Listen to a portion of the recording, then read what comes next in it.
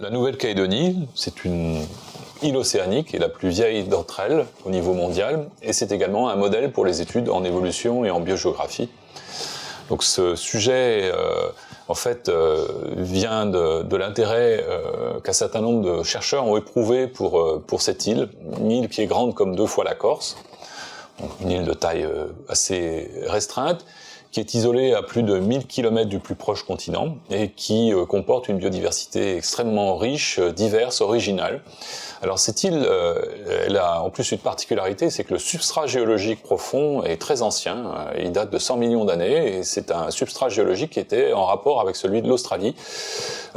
Mais contrairement à ce que pourrait laisser penser cette donnée, cette île a eu une histoire environnementale très agitée qui a succédé à cette origine ancienne. Donc on peut voir sur la diapo qu'elle recèle en outre une grande diversité de paysages, avec des landes à araucaria, des forêts tropicales, et puis des forêts de brume sur les sommets au-dessus de 1000 mètres au sein de cette île.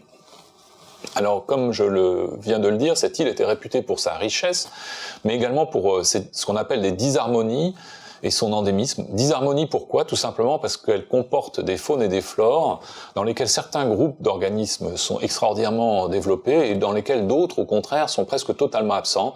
On attribue ce type de phénomène à l'isolement de l'île, qui de fait est colonisé par certains organismes qui s'y développent beaucoup et au contraire n'arrivent pas à être colonisés par d'autres organismes avec de faibles capacités de dispersion qui lui font défaut. Donc de cette manière, on trouve peu de mammifères, très peu de mammifères, quelques chauves-souris. Au contraire, une grande diversité de lézards, des geckos, des cinques, par dizaines d'espèces. On trouve ainsi le plus grand gecko du monde, qui est un gecko arboricole, qui fait une trentaine de centimètres de long. Et puis pas d'amphibiens, une seule grenouille qui vraisemblablement a été apportée par l'homme. Les grenouilles sont de très mauvaises disperseuses et d'un point de vue physiologique, elles ne supportent pas l'eau salée. Et enfin, une flore exceptionnelle avec de nombreux groupes de plantes rares ou relictes.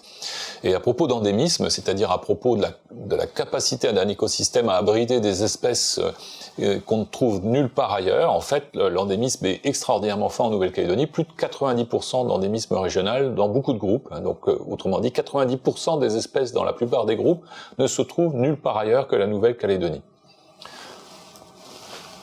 Alors la Nouvelle-Calédonie a longtemps été considérée comme une sorte de refuge géologique très ancien dans lequel les faunes et les flores dataient d'une période dite gondwanienne, du supercontinent Gondwana il y a 100 millions d'années.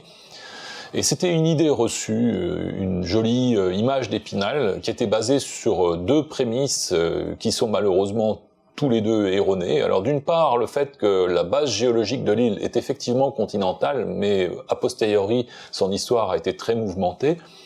Et puis d'autre part, la présence de relictes, donc des plantes ou des animaux qui semblent être les seuls survivants de groupes très anciens, et donc qui étaient également présumés anciennes. Et enfin, il existe aussi en Nouvelle-Calédonie des sols qui comportent de grandes quantités de métaux, d'où la présence de mines de nickel d'ailleurs.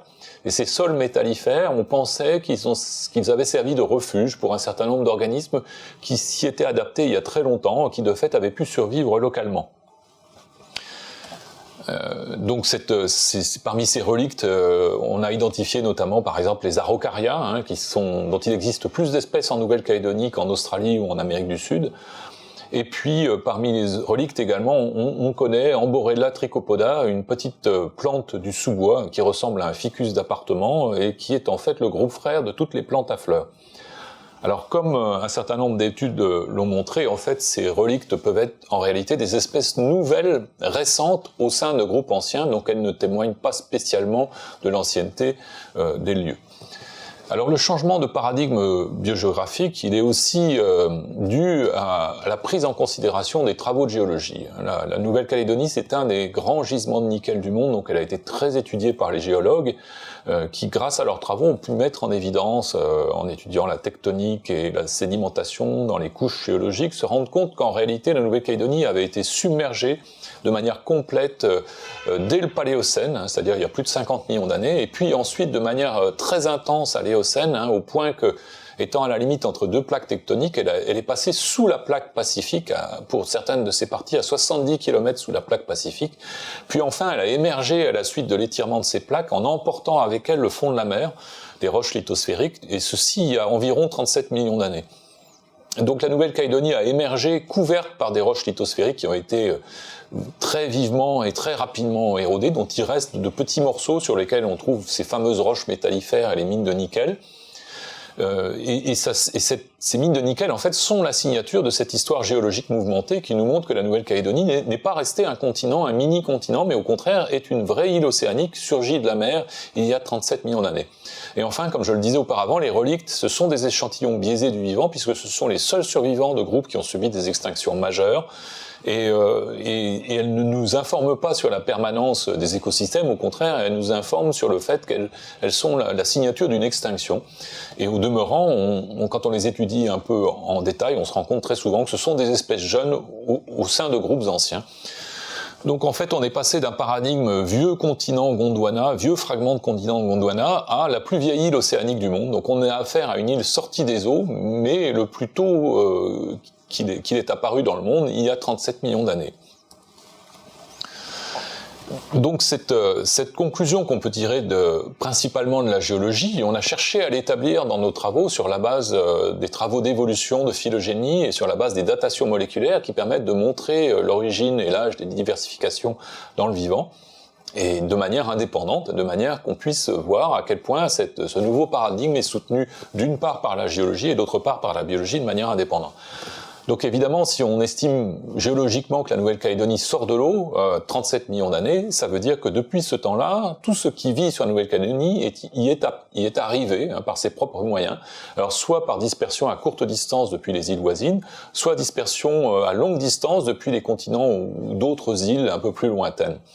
Alors en accord avec des datations moléculaires probabilistes qu'on a réalisées maintenant sur une quarantaine de groupes d'organismes différents, on s'est rendu compte en fait effectivement que la biologie corrobore l'histoire géologique. La plupart des clades en Nouvelle-Calédonie se sont bien diversifiés après l'émersion de l'île, il y a 37 millions d'années. Il y a quelques clades régionaux qui sont plus vieux que 37 millions d'années et qui suggèrent une dispersion depuis des aires d'habitation qui sont maintenant disparues. Alors soit sur des continents comme l'Australie qui ont subi des vicissitudes climatiques importantes, soit sur des îles situées sur le même rite de Norfolk que la Nouvelle-Calédonie, mais qui depuis, pour des raisons tectoniques également, ont été submergées.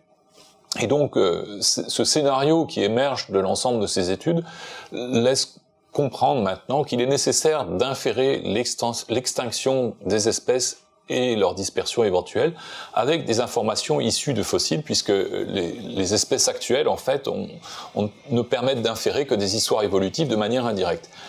Malheureusement, les études paléontologiques sur les organismes terrestres en Nouvelle-Calédonie, les organismes terrestres fossiles, étaient très très limitées.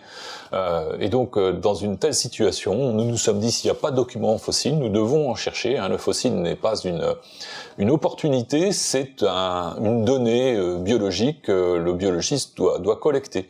Alors, la diversité géologique locale est extraordinaire. On a des terrains du Permien sur le vieux socle, et on a des terrains pléistocènes, et puis tous les intermédiaires, tous les âges géologiques, mais très peu de documents publiés sur les fossiles terrestres. Donc nous avons orienté notre recherche sur des couches terrestres crétacées, qui dataient d'avant les deux derniers événements de submersion, et puis sur des couches terrestres miocènes, après l'immersion, de manière à pouvoir comparer les écosystèmes disparus avant et après l'immersion, en les comparant aux écosystèmes actuels. Donc on voit sur la carte géologique de cette diapo les différentes localités qu'on a eu l'occasion d'échantillonner dans un premier temps. Et on a eu la chance, grâce à nos collègues de la carte géologique de Nouvelle-Calédonie, de trouver très rapidement un bon nombre de gisements très intéressants. Par exemple ici, un gisement à plantes charbonneuses qui date du Crétacé. On voit un certain nombre de restes végétaux qui témoignent de cette époque révolue. Également ici un terrain miocène précoce, donc avec des roches plus du type sédimentaire, et là on voit des galles d'insectes sur une feuille, des attaques fongiques fossiles sur du bois. Donc tous ces documents nous permettent d'avoir l'espoir que dans les années à venir, suite à des prospections intensives, on puisse documenter directement les extinctions et les écosystèmes passés grâce aux fossiles. En attendant, parallèlement, nous avons continué à poursuivre des études sur la diversification locale pour mieux la comprendre, cette fois-ci à l'échelle des différentes parties de l'île. Alors des datations moléculaires sur des clades locaux ont montré aussi que l'endémisme, le micro-endémisme des espèces sur différentes petites montagnes, différentes petites rivières au sein de l'île, en fait, était relativement récent lui aussi et résultait de spéciation allopatrique, c'est-à-dire qu'une espèce ancestrale voit son aire de répartition fragmentée en plusieurs aires filles, séparées quelquefois par très peu de distance, donc des aires de répartition très réduites sur des montagnes voisines. Une évaluation récente sur une centaine d'espèces a montré que ces espèces micro-endémiques peuvent avoir des aires de répartition de 5 km², donc des aires de répartition vraiment très très limitées. Ici, on voit sur la diapo deux groupes d'insectes, dictyoptères, des blattes du sous-bois de la forêt, dans lesquels on trouve ce type de répartition avec une espèce propre à chaque montagne tout au long des chaînes calédoniennes. Alors comment ce micro-endémisme évolue-t-il ? Alors on s'est aperçu en étudiant un clade de grillons calédoniens, le genre Rhagnotechus, qui comprend beaucoup d'espèces micro-endémiques, que ces espèces endémiques sont non seulement récentes, mais qu'en plus leur nature varie avec le temps. Les espèces les plus micro-endémiques sont des espèces très très jeunes, et au fur et à mesure qu'elles vieillissent, certaines d'entre elles disparaissent, et d'autres voient leurs aires de distribution augmenter de manière significative, au point même de provoquer quelquefois des sympatries secondaires. On trouve secondairement des espèces qui se sont remis en contact et qui se retrouvent pour une partie de leur habitat dans les mêmes lieux. Donc le micro-endémisme est en fait un phénomène dynamique, les espèces continuent à évoluer, leurs aires de répartition ne se fragmentent pas une fois pour toutes, et ceci évidemment a des conséquences en matière de biologie de la conservation, puisqu'il faut comprendre que la situation dans laquelle nous nous trouvons est une situation qui est dynamique même à l'échelle du temps humain. Alors la spéciation et l'endémisme ne sont pas seulement évidemment observables en termes géographiques, ils peuvent être également analysés en termes écologiques. On a étudié par exemple le genre Caledonula, un genre de petits criquets endémiques de la Nouvelle-Calédonie, dans lesquels toutes les espèces sont endémiques et récentes, et on s'est rendu compte que certaines d'entre elles sont adaptées au sol métallifère, ou sont limitées par des particularités climatiques, en particulier par la saisonnalité. Le genre Caledonula n'aime pas les milieux saisonniers, et donc il limite sa répartition au sein de l'île à des espaces dans lesquels la saisonnalité est moindre, entre saison sèche et saison humide. Dans le genre Caledonula, vous avez aussi des espèces spécialisées sur des plantes particulièrement rugueuses, dont les tissus sont très robustes, qui poussent sur des sols stressants métallifères. Et ces espèces de criquets qui consomment ces plantes ont des mandibules colossales qui leur permettent de les fragmenter au moment de leur prise de nourriture. Donc comme on peut le voir, ces diversifications au sein de la Nouvelle-Calédonie n'ont pas été simplement une fragmentation des aires, mais ont également été l'opportunité d'un certain nombre d'adaptations au cours de l'évolution. Donc en termes de conclusion, la Nouvelle-Calédonie n'est pas un refuge gondwanien. Définitivement, il s'avère en fait que les différents groupes locaux ne sont pas plus anciens que l'immersion de l'île et ne sont donc pas témoins d'un passé révolu de l'ère des dinosaures. De la même manière, il ne faut surtout pas penser que les espèces relictes sont nécessairement des espèces anciennes. Une espèce relicte peut en fait être une espèce très récente dans un groupe lui-même ancien. C'est le cas d'Amborella.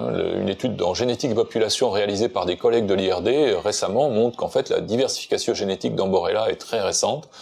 Voilà. Et surtout ces relictes, en plus, étant les seuls survivants de groupes extraordinairement divers par le passé, mais ayant subi de grandes extinctions, ne donne aucune information utile pour trancher entre les théories qui opposeraient dispersion, colonisation par dispersion, ou au contraire, présence d'organismes originels dans une île qui serait gondwanienne. Alors la Nouvelle-Calédonie est en quelque sorte un muséum de biodiversité, parce que malgré tout, depuis 37 millions d'années, la diversité s'est accumulée localement au gré de l'évolution après colonisation de l'île, et on s'aperçoit qu'effectivement la richesse et l'endémisme se sont ajoutés au gré de ces diversifications. Donc on est bien dans une problématique de muséum de biodiversité, même si ces situations sont contrastées d'un groupe à l'autre, et il y a effectivement quelques groupes dans lesquels en fait la diversité est restée assez stable depuis 37 millions d'années. Alors en ce qui concerne les sols métallifères, qui étaient vus par certains auteurs comme une sorte de moteur d'évolution ou comme un refuge pour des organismes anciens, pour des relictes, la réponse est beaucoup moins décisive, elle est beaucoup moins contrastée. En réalité, les sols métallifères n'abritent pas toujours de vieux groupes, ils n'expliquent pas la totalité du micro-endémisme, même si effectivement certaines plantes spécialisées se sont adaptées spécifiquement à ce type de sol. Et enfin, la Nouvelle-Calédonie, surtout, on doit lui reconnaître d'offrir une très large fenêtre temporelle pour étudier des histoires évolutives. On a là une île grande comme 2 fois la Corse, qui nous offre l'opportunité d'étudier des histoires aussi anciennes que celles de grands bassins continentaux comme l'Amazonie ou le Congo, ou encore des grands systèmes continentaux insulaires comme ceux de l'Indonésie et de la Malaisie. Donc on a là une opportunité d'étude qui est extraordinaire et qui illustre notamment un certain nombre de dimensions de l'évolution, comme sa dualité entre conservatisme versus adaptation. En Nouvelle-Calédonie, on trouve des groupes très anciens dans lesquels une évolution récente a pu se produire avec des adaptations tout à fait originales. La Nouvelle-Calédonie est donc un nouveau modèle, un nouveau laboratoire d'évolution, un nouveau modèle d'évolution dans lequel, en étant la plus vieille île océanique du monde.